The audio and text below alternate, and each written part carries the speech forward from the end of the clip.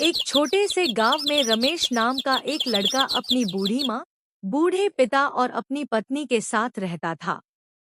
रमेश बहुत सीधा साधा और मेहनती था, लेकिन काफी समय से उसके पास कोई काम नहीं था। घर की हालत इतनी खराब हो चुकी थी कि कई दिनों से परिवार ने पेट भरकर खाना भी नहीं खाया था। एक दिन उसके बूढ़े पिता ने उदास होकर कहा, पिता, बेटा, बहुत दिन हो गए हैं हमने ढंग से खाना नहीं खाया। आज तू कोई काम ढूंढने जरूर जाना। रमेश ने अपने पिता की तरफ देखा और बोला, रमेश, ठीक है पिताजी, आज मैं काम ढूंढकर ही वापस आऊंगा। अगली सुबह रमेश काम की तलाश में निकल पड़ा। वह गांव की कई दुकानों पर गया। रमेश, मालिक, कोई काम हो तो मुझे रख लीजिए। लेकिन हर जगह से उसे एक ही जवाब मिला, अभी हमारे पास कोई काम नहीं है। पूरा दिन घूमने के बाद भी उसे काम नहीं मिला। थकाहारा रमेश शाम को घर वापस आया। उसकी माँ ने बेटे का उदास चेहरा देखा तो बोली, माँ, बेटा, दूसरों के यहाँ काम ढूंढने से अच्छा है तू अपना ही कोई छोटा काम शुरू कर ले। रमेश ने मायूस होकर पूछा, रमेश, लेकिन माँ, अपना काम शुरू करने के लिए पैसे कहाँ से आएंगे? माँ कुछ देर चुप रही और बोली, माँ, बेटा, घर में तो पैसे नहीं हैं। बस थोड़े से चावल और कुछ सब्जियां बची हैं। रमेश की पत्नी तुरंत बोली, पत्नी, कोई बात नहीं, जो कुछ बचा है मैं उसी से आज खाना बना देती हूँ। उस रात रमेश की पत्नी ने थोड़े से चावल और सब्जियों से स्वादिष्ट बिरयानी बनाई। खुशबू पूरे घर में फैल गई। बहुत ही स्वादिष्ट। लेकिन खाना इतना कम था कि परिवार के हर सदस्य को थोड़ा थोड़ा ही खाना मिला। सबने खाना तो खा लिया, लेकिन फिर भी पेट पूरी तरह नहीं भर पाया। रमेश रात भर यही सोचता रहा, आखिर मैं ऐसा क्या करूं जिससे मेरे परिवार का पेट भी भरे और मेरी जिंदगी भी बदल जाए। अगली सुबह आसमान में फिर काले बादल छाए हुए थे। कई दिनों से लगातार बारिश हो रही थी। रमेश काम की तलाश में दोबारा निकल पड़ा। रास्ते में उसने देखा कि बारिश के कारण लोग गर्म चीजें खाने के लिए जगह-जगह रुक रहे थे। तभी उसके दिमाग में एक विचार आया, रमेश, अरे, कई दिनों से लगातार बारिश हो रही है। क्यों न मैं बारिश में गर्मागर्म भुट्टे बेचूं? लोग बारिश में गर्म भुट्टे जरूर पसंद करेंगे। रमेश खुशी खुशी घर पहुंचा और अपनी माँ, पिता और पत्नी को अपना विचार बताया। उसकी पत्नी मुस्कुराकर बोली, पत्नी, काम छोटा हो या बड़ा, शुरुआत मेहनत से होनी चाहिए। अगले ही दिन रमेश ने सड़क के किनारे एक छोटी सी भुट्टे की दुकान लगा ली। उसने एक बोर्ड लगाया, गर्मागर्म भुट्टा, सिर्फ 20 रुपए प्लेट। लेकिन शुरुआत बिल्कुल आसान नहीं थी। घंटों तक रमेश अपनी दुकान पर बैठा रहा। बारिश होती रही, लोग आते जाते रहे, लेकिन कोई भी भुट्टा खरीदने नहीं आया। रमेश थोड़ा निराश हुआ, लेकिन उसने हिम्मत नहीं छोड़ी। तभी एक आदमी बारिश से बचते हुए उसकी दुकान के पास आकर खड़ा हुआ। उसकी नजर भुट्टे पर पड़ी। ग्राहक, एक भुट्टा कितने का है? रमेश खुशी से बोला, सिर्फ 20 रुपए का। ग्राहक ने एक भुट्टा लिया। रमेश ने उसे आग पर अच्छी तरह सेंका, ऊपर से नींबू लगाया और मसाला छिड़क दिया। ग्राहक ने जैसे ही पहला निवाला लिया, उसकी आंखें चमक उठीं। ग्राहक, अरे भाई, इतना स्वादिष्ट भुट्टा तो मैंने कभी नहीं खाया। रमेश खुशी के मारे मुस्कुराने लगा। वह ग्राहक गांव में जाकर सबको बताने लगा, बारिश में रमेश के गर्मागर्म भुट्टे जरूर खाना। बस फिर क्या था, धीरे धीरे उसकी दुकान पर लोगों की भीड़ लगने लगी। कोई 10 भुट्टे खरीदता, कोई 20। कुछ ही दिनों में रमेश की छोटी सी दुकान पूरे गांव में मशहूर हो गई। समय बीतता गया और रमेश का कारोबार बढ़ता गया। उसने छोटी दुकान से शुरुआत की थी, लेकिन अपनी मेहनत और ईमानदारी से बड़ा कारोबार खड़ा कर लिया। कुछ सालों में उसके पास बड़ा घर, गाड़ियां और कई दुकानें हो गईं। लेकिन अमीर बनने के बाद भी रमेश ने अपना स्वभाव नहीं बदला। वह गरीब लोगों की मदद करता, जरूरतमंदों को खाना देता और किसी से घमंड से बात नहीं करता। गांव में किसी के घर परेशानी आती तो रमेश अपनी क्षमता के अनुसार मदद जरूर करता। लोग कहते, रमेश के पास पैसा जरूर आ गया है, लेकिन उसका दिल आज भी वैसा ही है। लेकिन रमेश का पड़ोसी सुरेश उससे बहुत जलता था। सुरेश मन ही मन सोचता, जिस रमेश से कभी मैं पानी के पैसे भी मांगता था, आज उसके पास इतना बड़ा घर और इतना बड़ा कारोबार है। धीरे धीरे सुरेश की जलन इतनी बढ़ गई कि उसने रमेश को बदनाम करने की योजना बना ली। एक दिन उसने कुछ लोगों को पैसे दिए और उनसे कहा, सुरेश, जाओ, पूरे गांव में अफवाह फैला दो कि रमेश नकली भुट्टे बेचता है। कहना कि वह भुट्टों को नाली के पानी से धोता है और ऊपर से नींबू मसाला लगाकर लोगों को बेवकूफ बनाता है। वे लोग गांव में अफवाह फैलाने लगे, लेकिन गांव वालों को रमेश पर पूरा भरोसा था। कोई उनकी बात मानने को तैयार नहीं हुआ। धीरे धीरे यह बात गांव के विधायक जी तक पहुंच गई।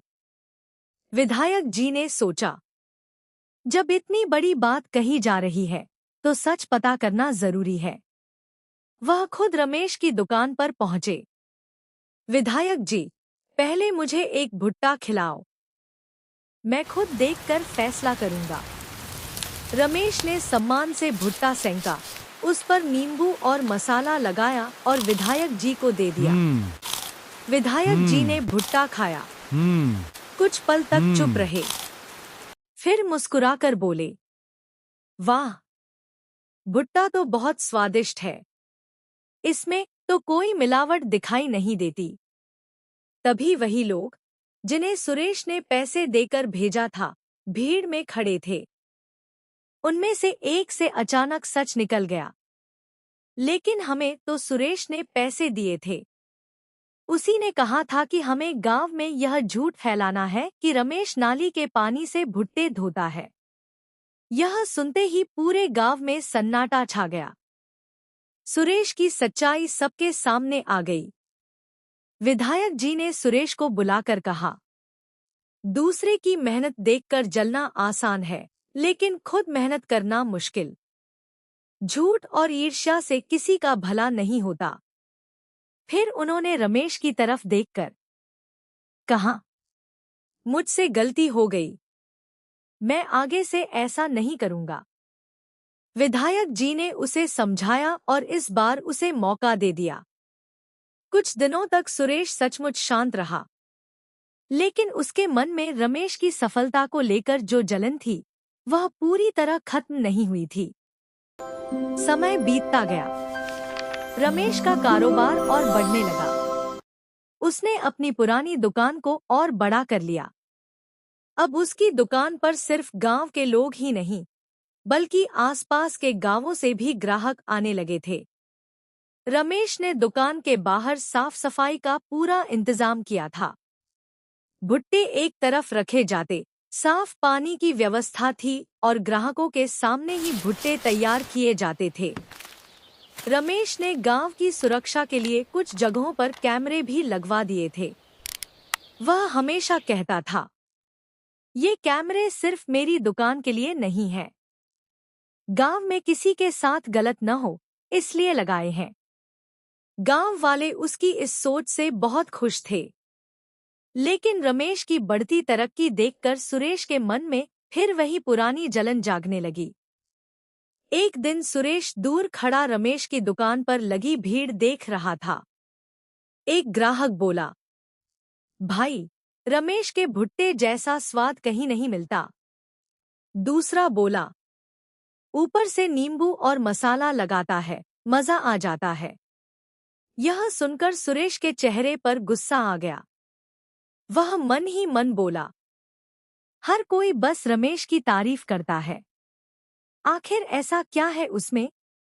उस रात सुरेश काफी देर तक सोचता रहा। आखिर उसने फिर एक गलत योजना बना ली। उसने अपने 2 आदमियों को बुलाया और उन्हें पैसे दिए। सुरेश ने धीरे से कहा, कल सुबह रमेश की दुकान पर जाना। उसके अच्छे भुट्टे चुपचाप हटा देना और उनकी जगह नाली के पास पड़े गंदे भुट्टे रख देना। उसके आदमी घबरा गए। एक ने पूछा, लेकिन अगर किसी को पता चल गया तो?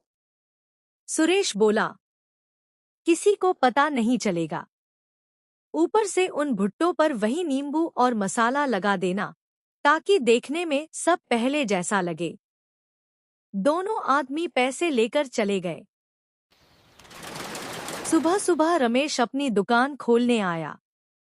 उसे बिल्कुल अंदाजा नहीं था कि कोई उसके साथ इतनी बड़ी चाल चलने वाला है। सुरेश के आदमी उससे पहले ही दुकान के आसपास पहुंच चुके थे। मौका देखकर उन्होंने कुछ अच्छे भुट्टे अलग कर दिए और उनकी जगह खराब भुट्टे रख दिए। ऊपर से उन्हें इस तरह तैयार कर दिया कि दूर से देखने पर वे बिल्कुल सामान्य लगे। फिर दोनों वहां से निकल गए। रमेश दुकान खोलकर अपने काम में लग गया। थोड़ी देर बाद ग्राहक आने शुरू हो गए। एक ग्राहक ने कहा, भाई आज 2 भुट्टे देना। रमेश ने हमेशा की तरह भुट्टा सेंका, उस पर नींबू और मसाला लगाया और ग्राहक को दे दिया। ग्राहक ने भुट्टा खाया, लेकिन पहला निवाला लेते ही उसका चेहरा बदल गया। उसने भुट्टा नीचे रख दिया और बोला, अरे भाई, ये क्या दे रहे हो? रमेश हैरान रह गया। रमेश, क्या हुआ भाई? भुट्टे में क्या खराबी है? ग्राहक गुस्से में बोला, क्या भाई, ज्यादा पैसा आने लगा है तो अब मिलावट करके खिलाओगे? रमेश चौंक गया। रमेश, नहीं भाई, ऐसा बिल्कुल नहीं है। मैं तो हमेशा की तरह अच्छे भुट्टे ही दे रहा हूं। दूसरे ग्राहक ने भी भुट्टा चखा। उसने भी तुरंत कहा, इसमें तो स्वाद ही अलग है। धीरे धीरे कुछ और ग्राहक शिकायत करने लगे। रमेश परेशान हो गया। उसने तुरंत अपने भुट्टे देखे। उसे समझ ही नहीं आ रहा था कि आखिर हुआ क्या है। रमेश बोला, भाइयों, मैं आप लोगों से झूठ नहीं बोलूंगा। मेरे भुट्टे हमेशा की तरह ही हैं। जरूर कोई गड़बड़ हुई है। एक ग्राहक बोला, रमेश, हम तुम्हें वर्षों से जानते हैं, लेकिन आज जो हुआ है उसका जवाब तो चाहिए। रमेश ने दृढ़ता से कहा, जवाब जरूर मिलेगा। कैमरे ने खोल दिया राज। अचानक रमेश को अपने लगाए हुए कैमरों का ध्यान आया। रमेश बोला, रुको, मेरी दुकान के सामने कैमरा लगा हुआ है। अगर किसी ने मेरे भुट्टे बदले हैं तो सब पता चल जाएगा। रमेश तुरंत कैमरे की रिकॉर्डिंग देखने चला गया। गांव के कुछ लोग भी उसके साथ हो लिए। रिकॉर्डिंग शुरू हुई। पहले रमेश दुकान तैयार करता हुआ दिखाई दिया। फिर कुछ देर बाद 2 आदमी इधर-उधर देखते हुए दुकान के पास आए। उन्होंने आसपास देखा, फिर चुपके से भुट्टे बदले, ऊपर से नींबू मसाला भी लगाया और जल्दी से वहां से निकल गए। गांव वाले यह देखकर हैरान रह गए। एक आदमी बोला, अरे, ये तो वही लोग हैं जो पहले भी सुरेश के साथ घूमते थे। रमेश कुछ देर चुप रहा। अब उसे सब समझ आ गया था। उसने रिकॉर्डिंग आगे बढ़ाई। कैमरे में उन दोनों आदमियों को सुरेश के घर जाते हुए भी देखा गया। फिर रिकॉर्डिंग में साफ दिखाई दिया कि सुरेश उन्हें पैसे दे रहा था। पूरा सच सामने आ चुका था। यह बात पूरे गांव में फैल गई। गांव वाले सुरेश के घर के सामने इकट्ठा हो गए। सुरेश बाहर आया तो उसने देखा कि पूरा गांव उसके सामने खड़ा है। एक बुजुर्ग ने गुस्से में कहा, सुरेश, तूने फिर वही किया? सुरेश चुप रहा।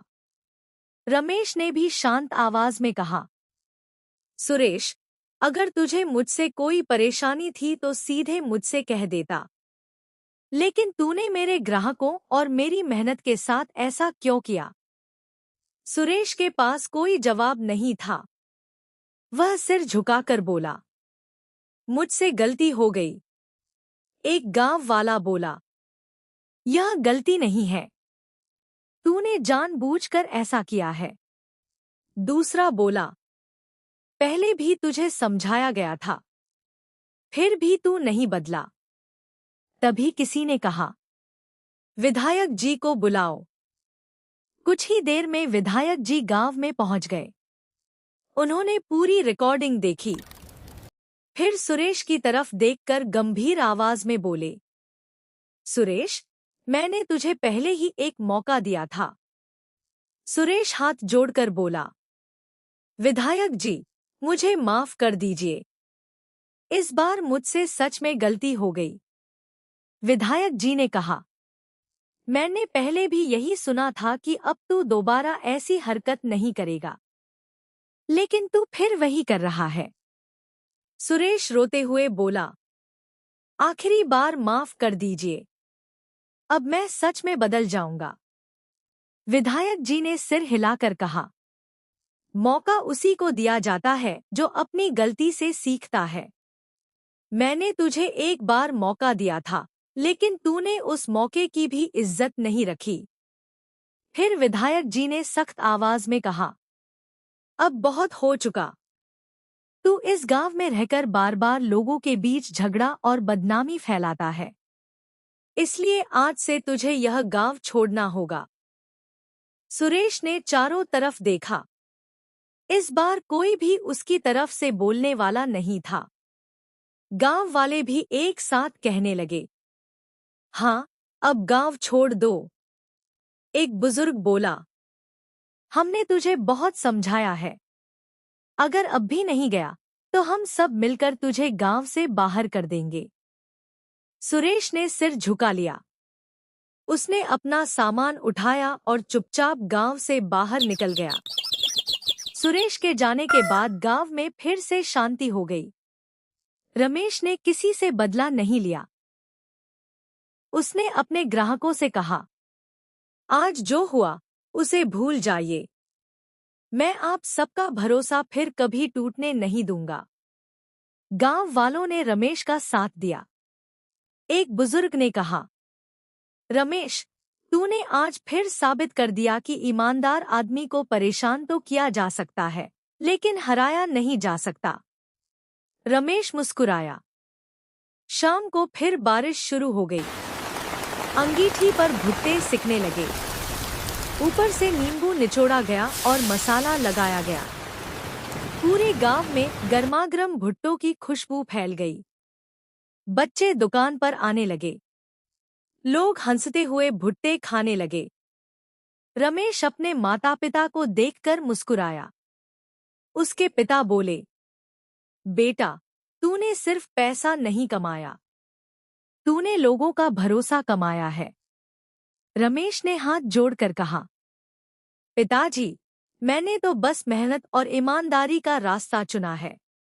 माँ ने मुस्कुराकर कहा, बेटा, जिस दिन हमारे घर में थोड़े से चावल और सब्जियों से खाना बना था, उस दिन हमें नहीं पता था कि यही लड़का एक दिन पूरे गांव की मिसाल बनेगा।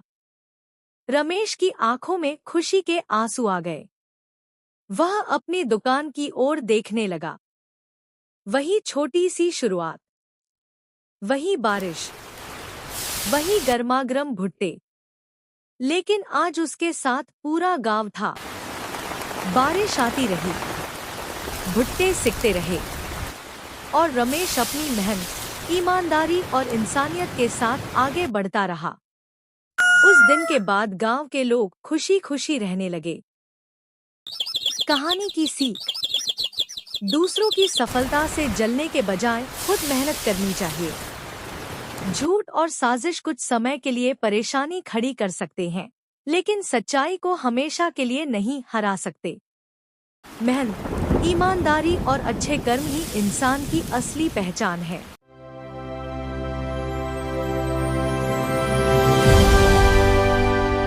Thank you for watching this video. Please subscribe to this channel.